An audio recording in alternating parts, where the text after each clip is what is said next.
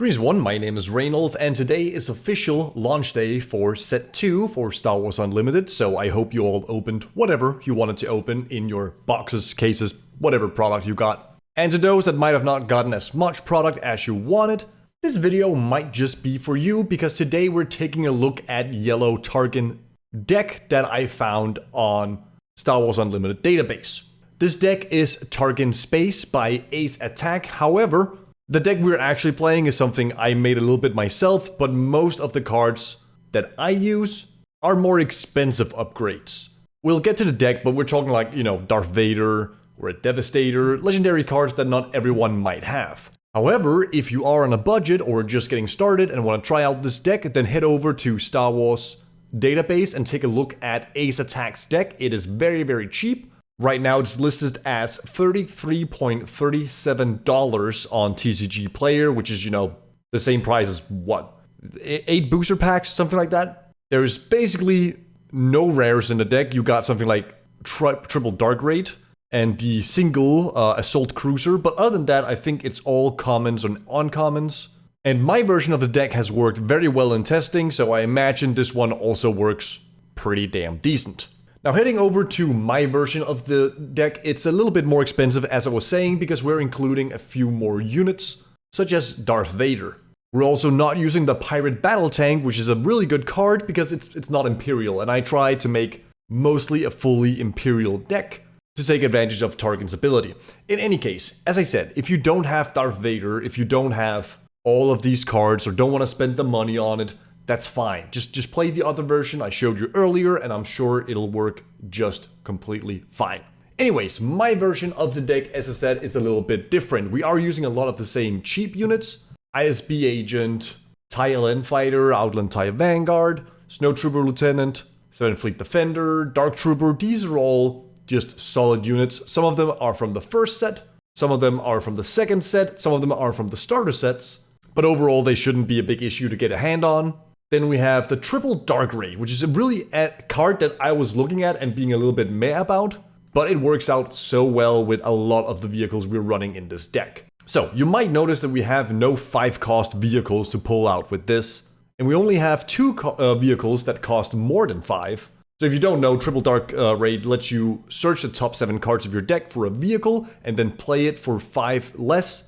It enters place ready, and then at the end of the phase, it returns to your hand. So you could, for example, play triple Dark Raid, play out an ATST for 1, attack with it, and then it went back to your hand. That is a turn 4 play you could do, or sorry, a 4 resource play you could do.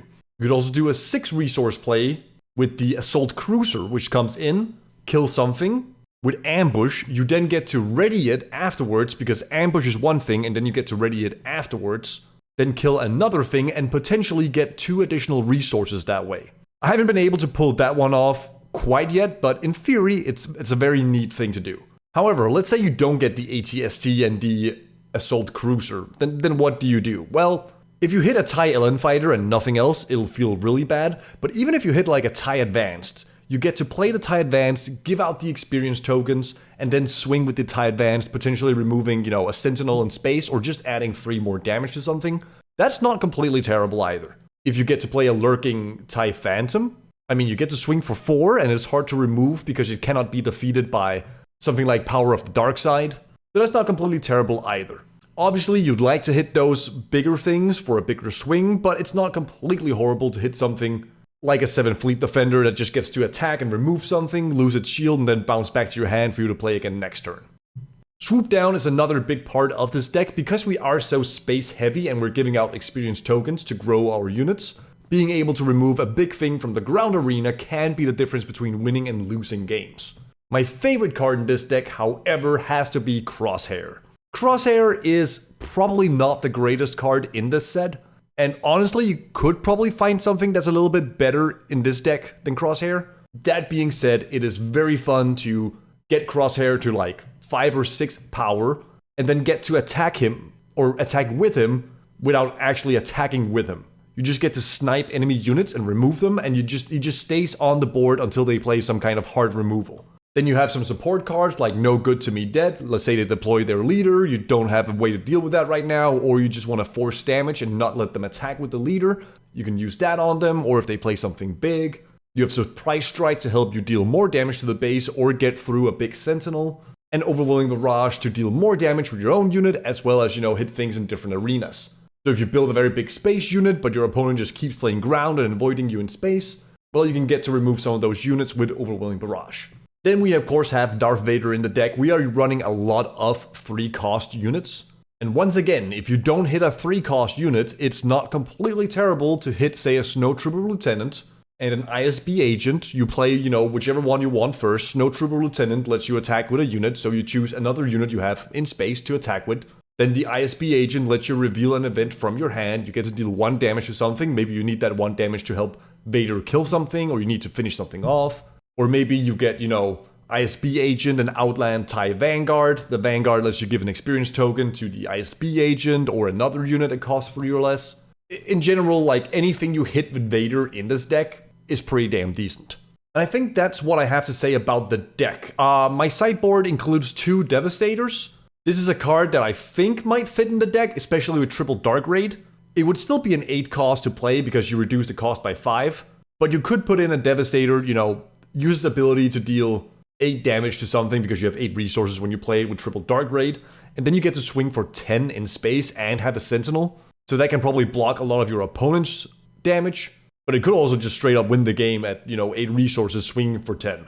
However, I'm not sure it belongs in the deck. It's just in my head I feel like it's a good finisher, so I think it might be worth considering putting in the sideboard.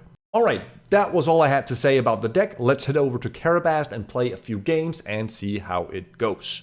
And we are off to the races against Yellow Palpatine. Not a deck I've seen a whole lot of, but it could probably do some nasty things that I will soon find out about.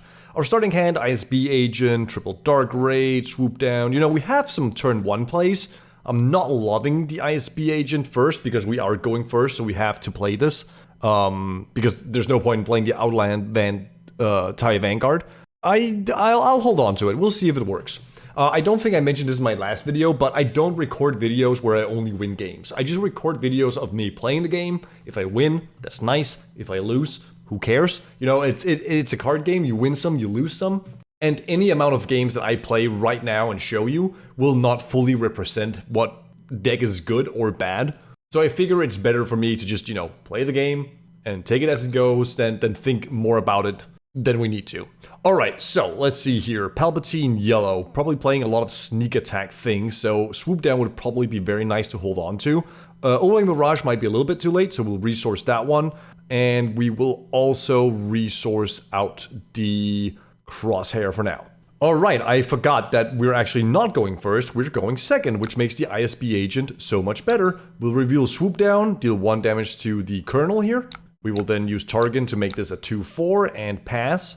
We now have triple Dark Raid in hand, which is a mouthful to say. Don't think we need 2 of them right now, even though holding them in hand is really nice. Our next play will probably be playing the TIE Vanguard and then give an experience token to it.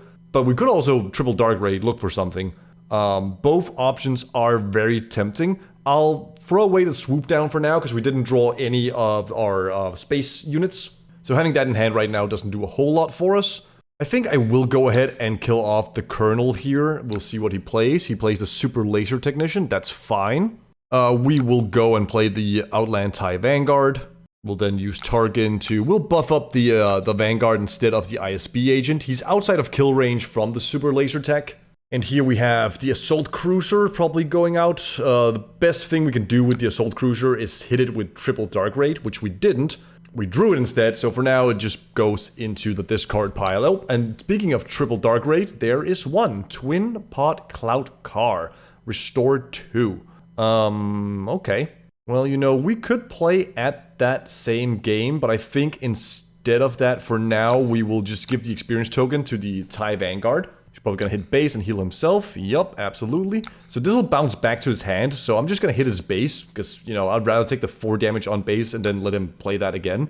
Or we can also go ahead and triple Dark Raid here, and I think we'll go for the TIE Advanced. And here comes the question of what we're buffing. This will have 3 HP left after we buffed it. This will have 5.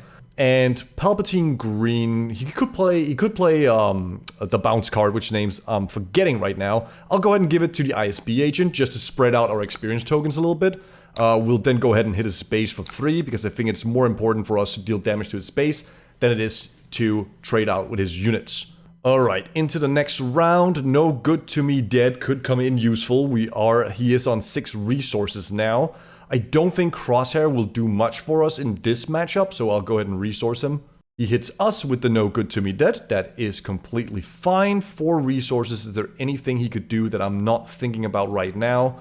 You know, for now, actually, let's just go ahead and give an experience token to the ISB agent. This might seem silly because he's exhausted, but it also makes him hard to kill. Ooh, base. Alright, he's going to kill off one of my cards. Which one did he choose? I didn't notice. He threw away Darth Vader. I'm okay with that. I can deal with that. Let's go ahead and play out the TIE Advanced and buff up the TIE Vanguard. We now have 2 pretty decent threats on both arenas, which will make it difficult for him. We'll also go ahead and deploy Tarkin. I should have done this first, but it's fine. I'm going to give the token to the TIE Advanced. Again, it's very fun to build this big unit, but if they have something to bounce, capture, or hard remove, then you just lose all of that investment right away. So spreading out the tokens is not a terrible idea. He's going for the change of heart play. He's going to use Palpatine to kill it off and deal 1 damage to one of my units. Obviously not loving that, but we could try and go for the triple dark raid into the assault cruiser, kill our own thing, which I don't hate either. It's just that if we don't get the assault cruiser, it's not an amazing spot for us to be in, but let's go for it anyway. There it is, assault cruiser. So we want to resolve the ambush, kill that off. This should be ready though, because we used the ambush, and then it should ready after. Oh well, that's bugged. That's fine. We killed off our own thing, got an experience, resource. That's okay. Yeah, so we should honestly have been able to just win the game now. Well, not completely win the game, but more or less win the game. But that's okay. We'll do it like this. We'll pass. He'll deploy Palpatine, steal this one probably. That's okay with us.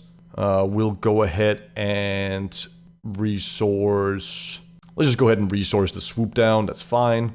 He might have an out, but I don't see one for him. He's probably deploying Palpatine and then stealing this guy, and I get to swing with Tarkin for 2, give an XP token over here, then it has 6 power, which I can just hit a space with and win the game, and looks like the opponent disconnected, so GG's I suppose. Unless he returns, we will use the new function of claim victory. It should show up here after 30 seconds-ish. You know, what I said before might not be correct, because when you play a card, you have to resolve the entire text of the card first. So it might be that you ready the assault cruiser first, and then you can ambush with it after. I might need a rules lawyer to go through that one. But in my head, it was like the gorilla attack pod, or whatever it's called, where you get to ambush it, and then you get to ready it. But obviously, you resolve the ambush first, and then you ready it after. In this case, you technically ready it first, and then you ambush it. So I'm not entirely sure if what I was saying before about this being bugged is correct or not. Someone in the comments, feel free to tell me if you don't know. Our opponent is not showing up, and I don't see the claim victory button, so I'll try and refresh real quick. Still no claim victory button. We'll just go ahead and we'll just quit out to the homepage. That's fine. It's just Carabash, right? If it counts as a loss, I don't really care about it. That's okay. But that was game number 1. Hopefully that also gave you an idea how the deck works. Let's jump into another one. Alright, and we're into game number 2, this time against, well, look at this handsome fellow, another Tarkin. But he is playing red Tarkin, which is, you know, substantially worse than yellow Tarkin. I have no idea. So let's see what happens in this one. So our starting hand is, it's not amazing. I think we have to resource one of the Snow Trooper Lieutenants, if not both of them. I think I end up just resourcing both Snow Trooper Lieutenants. Doesn't feel amazing, but I think that was the best play. Surprise Strike as well as 7 Fleet Defender could probably be pretty important in trading with his units.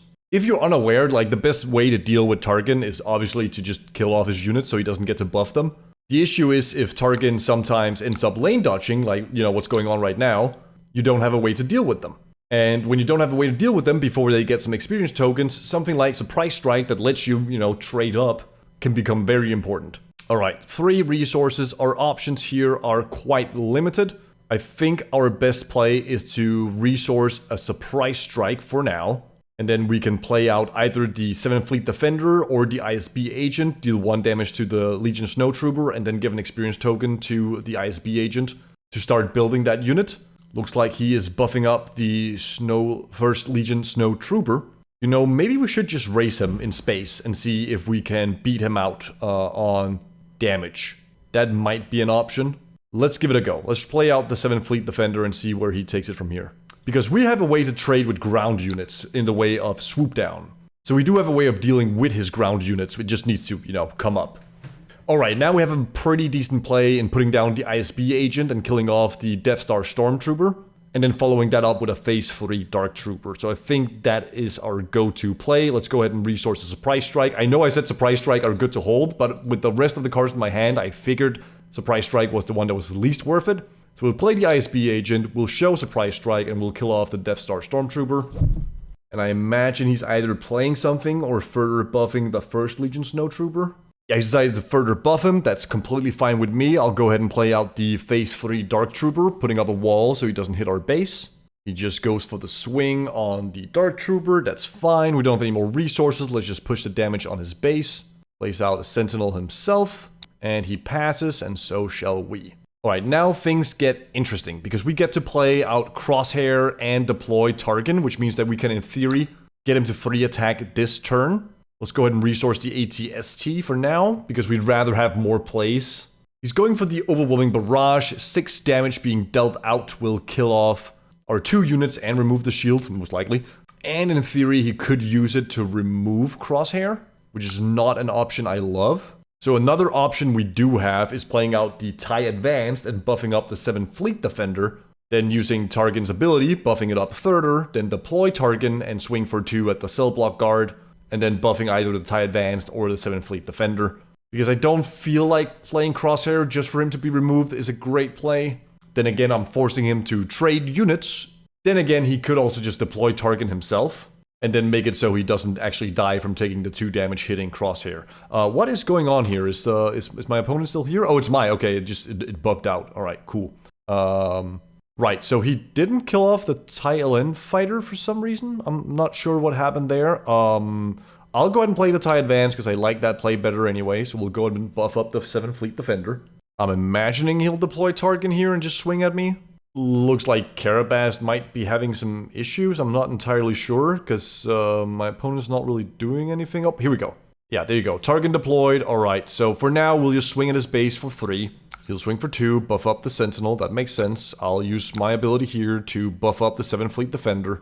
Swing at my base. That's okay. I'll deploy Tarkin. He'll probably swing at me. Oh, he swings for base. Alright. In that case, I can deal with that. Because right now, I have Lethal on board. And he does not. So let's go ahead and resource the Crosshair. Right now, he needs to be the one to make a change. Overwhelming Barrage here could kill off the 7th Fleet Defender, which would suck. But other than that, what else could he have? He played Snowtrooper Lieutenant, but it didn't work. Is the card bugged? That might just be a bug. I'm not sure what's happening. Let's just go ahead and play another TIE Advanced. And in case he does have some kind of removal, we want to spread out the experience tokens, as I talked about before.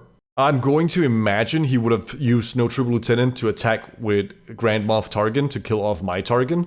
So I'm actually not going to use my Tarkin, I'm just going to use the units over here in space. Which I think will, again, just win me the game anyway. He spent 2 resources on this, he has 4 left. He has an open fire, which I mean, it does kill the TIE Advanced. Doesn't kill the 7th Fleet Defender though. And with these 2 units, we have 10 damage. Follow that up with Surprise Strike. We have 13 damage, and we only need 11. So, unless Carabas is just being weird right now, the game is won. Yeah, he's calling it GG. I say GG's. And we'll see if he'll just concede or what's going on. So he's saying GG, but he's not conceding, or maybe the button's not working or something. That's fine. In any case, we assume him saying GG and disconnecting means that he conceded and is just not showing up. So, another victory for Yellow Tarkin. Let's head into a 3rd and final game. And game 3 is against Han Solo himself. We're gonna go ahead and take a mulligan here because I didn't quite like our starting hand. Did we just mulligan into basically the same hand, or did I accidentally hit the wrong button? It's fine, it doesn't matter. We'll put down the ATST and the Assault Cruiser as resources, and we'll get into it. So Han Solo is probably one of those leaders that early on was recognized as being a strong contender for top tier leaders in the set. So we'll see if this deck has any ground to run against Han Solo. He is starting off by playing Reckless Gunslinger, just to deal 1 damage, but he's playing it for free because of his ability, so I guess that makes sense. We'll go ahead and play an experience token on the TIE Fighter. He'll play Spark of Hope to give himself another resource. Alright, that's a pretty damn neat combo. I like that. That's very cool. We'll claim initiative, so we do get to swing first before he plays out anything, if that is the case. I think we'll resource the ISB agent, but then again, dealing 1 damage might be useful when he's using his Han Solo ability. So you know what? Let's go ahead and throw away a surprise strike instead and see where this takes us. Alright, so let's go ahead and swing with the Thailand fighter for now, because we'd like to see what he's playing out at 5 resources. Well, he's playing it for 4, but he's using his ability to play it out cheaper, is what I'm expecting. And here comes Poe Dameron. Yeah, we figured something like that could happen, which is why we'll just go ahead and play the ISB agent just to ping him for 1. Is that okay, or do we just want to go straight to space and use the lurking TIE Phantom? Let's go ahead and play the ISB agent, reveal surprise strike, ping him for 1. Probably just going to pass, or take initiative rather. We'll then use Tarkin's ability to make this a 4-3 so it doesn't die to Poe's deal 2 damage ability, and we'll pass. We get the Overwhelming Barrage for next turn in case we end up needing it. I'm figuring the lurking TIE Phantom might be the MVP we need in this game, so we'll go ahead and resource the TIE Phantom. We might also need a surprise strike to kill off Poe if he gives us a chance. Now I'd imagine he'd want to swing with Poe for 6 into base, and then maybe resolve the ability here, but he would have to discard a card to remove an experience token, and then another one to deal 2 damage to kill it. It's not a bad play though, it's just that he's throwing away 2 of his 3 cards to do that one. But if he, on the other hand, ends up playing something first, we can use Surprise Strike to kill Poe off with the ISB agent. We'll have to wait and see what he does. Again, I'm hoping that he's just thinking about his plays, and that Carabas isn't just lagging. Oh, here we go. Alright, just as I hit the refresh button, he decided to attack with Poe. So as I was saying, this was probably the good play to do. Not the play I like to see, but probably the best play. So he discarded what? He discarded Recruit. Okay, I didn't know he was running that. I didn't imagine he would be running that. He's taking a bit of time figuring out what he actually wants to do here. So he swung for 6 and defeated an experience token, but didn't deal 2 damage. So that's probably because he has something good in hand. So how do we want to play this? Do we just want to play the TIE Advance to buff up ISB agent? No, I think we go for the slightly greedy play of the lurking TIE Phantom, buffing it up with Grand Moff Tarkin. That might have been a mistake though, because that obviously means he gets to swing with Poe for 1 more turn. He's deploying Han Solo here. I think we accept that and just give an experience token to the lurking TIE. Alright, he's going to take out the ISB agent. He has 5 resources. He probably wants to play something, but maybe he's not. This is a hard part where I have to decide between 3 damage on the base or claiming the initiative. Claiming the initiative means I get to play Overwhelming Barrage, for sure kill this before it swings. Which I think might be the right play. Let's go for it. Claim initiative. Show me you don't have something to play. I was wrong. But oh well, that's fine. That's all fine and dandy. Let's go ahead and resource the Assault Cruiser. I think we need to Overwhelming Barrage now to kill off Poe. I'd like to buff my Phantom more before I do it, but yeah, I think this is the play we have to do. We'll deal damage to Poe and we'll deal damage to, I guess, K2SO. Right, so we'll deal 2 damage to K2SO and 3 damage to Poe, get rid of him. He swings with K2SO, which was probably the right play, because my only real play now is to deploy Tarkin. He tried to play something, but he didn't have the resources for it, so he has something big in hand. We'll have to wait and see what that is. He keeps trying to play something, but he doesn't have enough resources to play it. I'm wondering if he's misreading or something? Or it's a bug, obviously, because Carabas does have bugs. It's not perfect. Alright, he swings with Han Solo, and this is a bit of a doozy for me. I think that I actually, against my better judgment, hit base to try and keep my Tarkin alive for longer, and force him to hit me, and he ends up using the ambush of the energy conversion lab. That's fine. Let's see if he just chooses damage or discard. He chooses discard. I can deal with that. Let's go ahead and just throw out the Outland TIE Vanguard. That's fine. Alright, we'll then swing at his base for 8 damage, which is insane. And then for 3 damage, and we'll pass. We have 9 damage on in space right now. We don't need Crosshair. If he doesn't have a way to stop us, we just win from simply swinging at his base. He plays out the Reinforcement Walker, triggers its on-play ability to heal for 3. Unfortunately for him, well, first of all, he doesn't know I have Surprise Strike in hand. Second of all, he drew the card instead of healing. So let's just go ahead and Surprise Strike with the Lurking TIE Phantom for 9 and win the game. GG's. I think he may have forgotten that he has a 25 health base and not a 30 health base. Alright, so I mean that ended up working quite well. I'm not sure if that was his first time playing the Han deck, but it seems like he didn't quite understand what some of his cards were doing. He defeated the upgrade token, but he didn't deal the damage to the unit to kill it. So yeah, once again, maybe that was just his first time with the deck, who knows. Let's finish off this video talking a bit about the deck real quick.